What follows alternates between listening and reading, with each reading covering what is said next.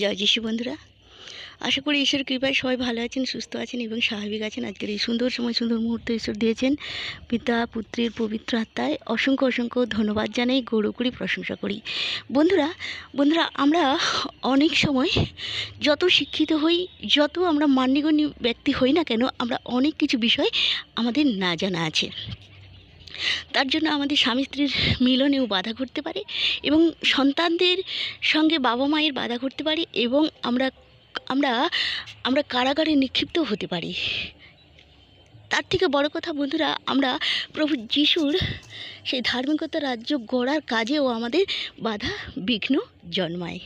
তো ঈশ্বর বলেছেন জিরোমিও 33:3, তিনি বলেছেন, তুমি আমাকে আহ্বান করো, আমি তোমাকে উত্তর দেব এবং আমি তোমাকে নানা দুরূহ বিষয় জানাবো যা তুমি জানো না।